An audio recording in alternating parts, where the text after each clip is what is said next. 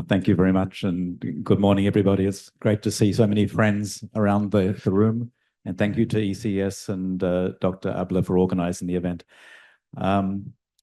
In my intervention, I was going to draw a little bit from some work the bank has done on this issue of development and climate. It was raised by some of the other speakers. 2 years ago, as part of the COP, we launched a report, the Country Climate Development Report, for Egypt. We're doing this sort of reports systematically around the world. And just to highlight some of the key conclusions, I mean, looking forward, for Egypt, water scarcity is a huge challenge. And so on the adaptation story, the question is how does Egypt manage the threat of water scarcity, either through allocation issues or finding new sources. Quite linked to that, separate to that, but very also extremely important is this question of sea level rising. And when you think about Egypt with this strong focus on the delta in terms of population and the economy, what we found is that Egypt is about fifth in the world in terms of the exposure to challenges of sea level rising. So these are really extreme issues for Egypt, and very, as I say, very much focused on the adaptation story. Picking up the messages from some of the other panelists on the mitigation story, Egypt's not a big issue worldwide. I think 0.6% of global emissions come from Egypt. Having said that, there is still, from a development perspective, a good case to talk about decarbonization. And as some of the other panelists mentioned, the CBAM and the issues to do with competitiveness really drive you in that direction. So it's an issue that can't be ignored. Before you get to the finance issue, though, many of the challenges and the solutions lie not in finance, or have relatively low cost. There are issues to do with regulation, institutions, policies. When we think about the water scarcity issue, looking at the way water is allocated, it doesn't necessarily involve significant investment. Similarly, as an economist, when I think about how we manage the demand of something which is scarce, looking at the prices is obviously a key element. So just to say that it's not all about finance, but there are a lot of other things that need to be focused on, and I will come back to that story. Having said that, though, there is clearly a need for significant investment, and this is the challenge that we were posed in this panel. From different panels on this conference, we've heard about the challenges the government faces in terms of fiscal space, and we know that there's extreme limitations to what the government can do to solve this problem. The question then is, what can we do beyond that? And a key part of the story is clearly the work and the contributions that can come from development partners, and as a World Bank employee, this is part of our role here. But I would say that even though those resources can be significant and can play an important role, they cannot do everything. And I know Ian Mitchell is a little skeptical, but I do think that the role of the private sector is still critical. And if we haven't got it to work yet, I think I would still like to make sure that we explore opportunities to get the private sector finance to fill the gap that can't be met from the other sources. Now, when I think about the obstacles, particularly to the private sector investing, I think about 3 or 4 things which are really, to me, important. And then I'm going to use that as a way of trying to talk about what I think Egypt should be doing, or recognize what it is doing to try to address those problems. Firstly, a simple issue is just the information. And if you've got most of that finance sourced outside the country, the question is, how do they get to know about what should be the investments? And that's the first simple and obvious issue. Beyond that, there's a lot of uncertainty about the investment environment. And so when they're looking at an investment in a particular sector, there's often questions about whether the government will maintain a certain approach, and how will that affect investments. So questions of uncertainty. Thirdly, a significant risk issue. We're talking about derisking, and I'll come back again to that, but to say that either from the perception or else the reality, there's clearly a high risk associated with investments in Egypt. And so the question is, what can be done to try to mitigate that? And finally, the question about, for private sector investment, there has to be some bankability. And the question is, what is it that needs to be done to make the investments bankable? So these are what I would see as the key challenges to address in trying to get private capital in particular to flow. Now, looking at what can be done from Egypt's perspective, I've got three suggestions.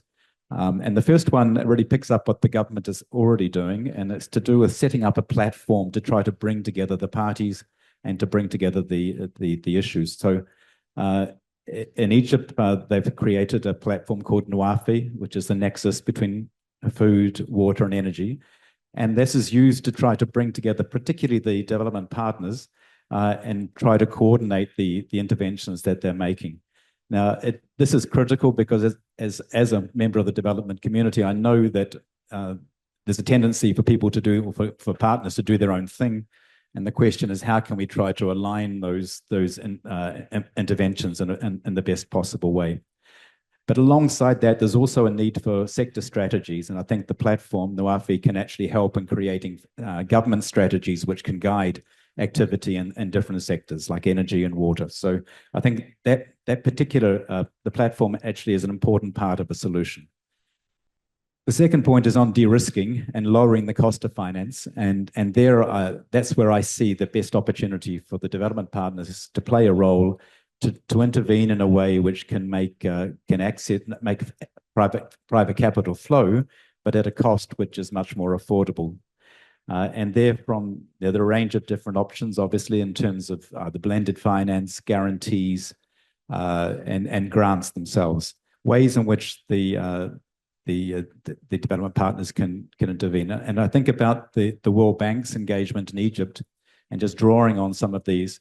In the case of looking at desalination investments, the bank is creating a platform to try to bring together development partners' finance to then make finance available to investors at a very concessional rate. So this is one example. In the case of the renewable energy, where there is risks around the off-taker, guarantees can be provided to make sure that the investor is given some assurance that they will get paid for the production of the energy that they create. We're also involved looking through the use of grants at the way in which old, obsolete, and not efficient power stations can be decommissioned. This is going to have an implication for the government. There's no incentive for this to happen, but through the bank accessing grants, we can help to overcome that reticence and therefore move to a much more efficient production approach.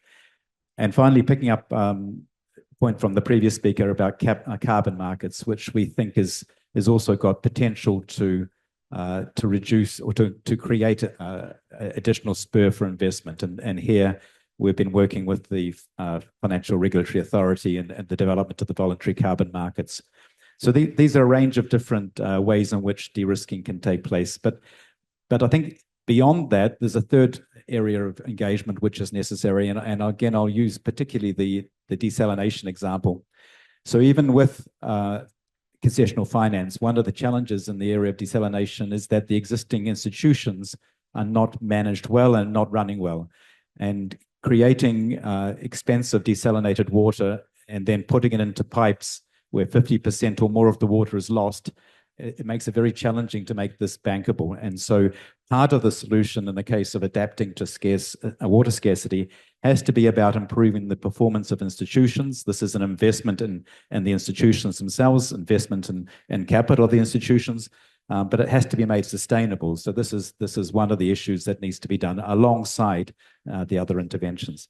Similarly, in trying to attract investment in renewable energy, what we see around the world is there's much more interest from investors when the processes are open and transparent. Where governments run processes where they in closed doors decide who they're going to give deals to, this is not going to get you the best price and also not the best access to capital. And so looking at those processes and trying to make those work as effectively as possible is also part of the solution. So let me wrap up. Maybe it's because I'm too stuck in the institutions, and so it's a slightly more conventional approach. But I would say I do see opportunities. I mean, the challenge I see is to try to not only have the development partners contribute, and I do buy into the comments from previous speakers about the critical role that other governments have to play, channeling their money through through development partners. But I think also looking at opportunities to access private finance is important. And I think in that regard, the example of Nuafe is a very positive one, which we can further develop. Looking at options for de-risking is important. And then beyond that, looking at what can be done institutionally to make those things work. I think this is the way I would characterize my thoughts. Thank you very much. Thank you, Mark.